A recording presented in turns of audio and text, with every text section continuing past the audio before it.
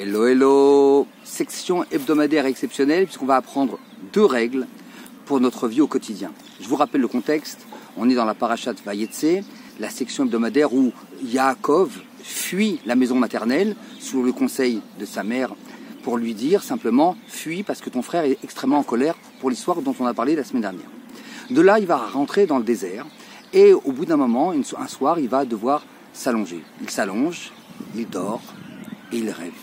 Il rêve d'une échelle dans laquelle montent et descendent des anges. On ne va pas rentrer en détail, c'est pas ça qui nous intéresse.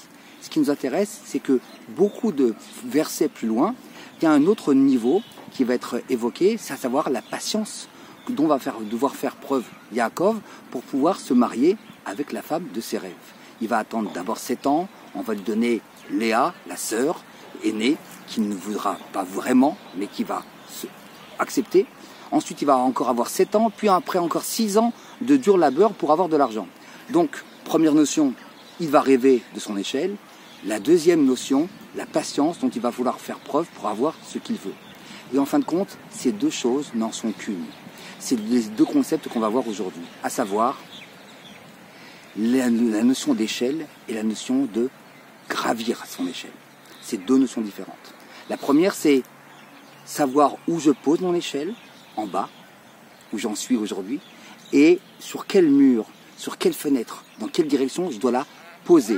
Donc il y a la notion de poser son échelle, de savoir où on est. Rappelez-vous, toujours je vous parle du point A et du point B, c'est son point A. Son point B, c'est où est-ce que je vais mettre mon échelle.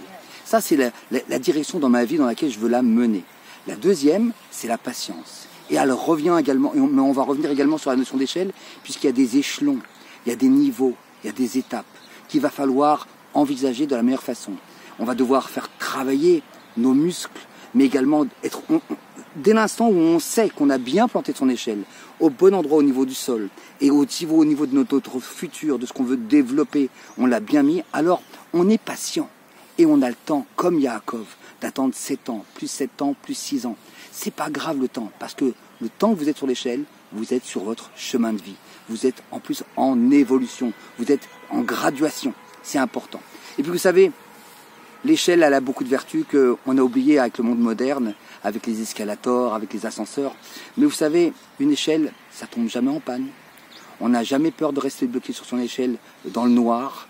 Les plus hauts sommets, ils ne sont pas gravis ni avec des escalators, ni avec des ascenseurs, mais avec la force des mains, des fois avec des échelles de cordes.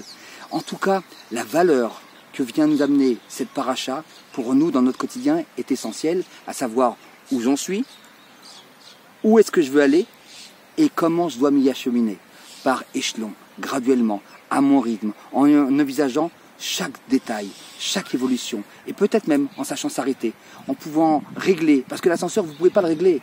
Si vous vouliez aller si ça peut arriver à un étage et demi, vous ne pouvez pas vous arrêter à un demi.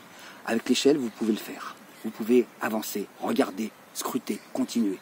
C'est essentiel. Alors sachons planter notre échelle, la mettre sur le bon mur et avancer sereinement dans notre direction. Shabbat Shalom.